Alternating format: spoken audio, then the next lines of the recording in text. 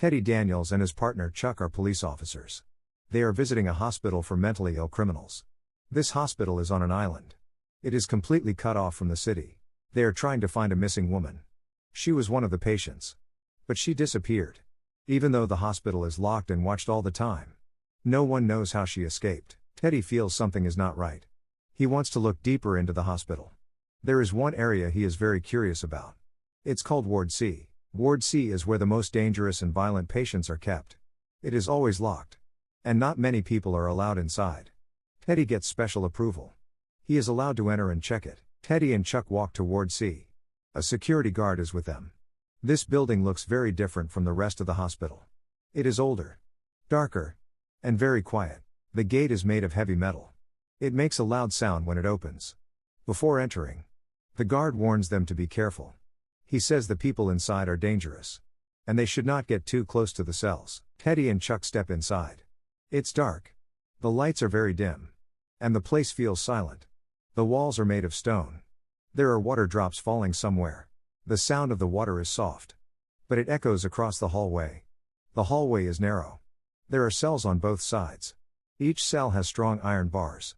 Some patients are sitting quietly inside. Some just lie on their beds and don't move.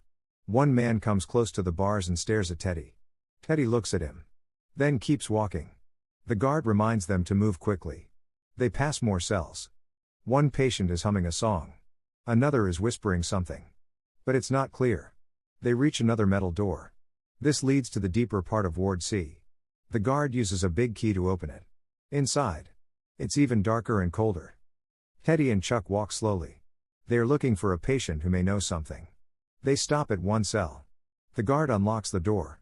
Inside, the room is small. There is a metal bed, a small sink, and a window with bars. The man is sitting on the bed. He is quiet and looking down. Teddy steps closer, but stays at a safe distance. He starts asking questions. At first, the man doesn't speak. He just looks at the floor. Teddy tries again. He repeats the question using simple words. Finally, the man speaks. His voice is soft and slow. He says something, but it's not clear. He talks about seeing something, but not what it was. His words don't make much sense. He talks about shadows and strange things. Teddy listens. He writes the words in his notebook. Suddenly, the patient gets angry. He starts shouting and moves quickly. The guard steps in right away. He tells Teddy and Chuck to leave. They step out fast. And the guard locks the cell. The other patients are still sitting in their cells. They reach the gate. Teddy and Chuck talk about the visit. Teddy says the man spoke some strange things. He thinks there might be a clue. Something hidden in those words. They walk back to the main hospital building. Teddy wants to ask the doctors more questions. He meets one of the doctors. He asks about the patient from Ward C. The doctor says, the patient often speaks in confusing ways. And his words may not mean anything. But Teddy is not sure. He plans to look at all the notes again later. Teddy and Chuck walk slowly down the hallway. Still thinking about the case. They are not giving up. They want to find out the truth.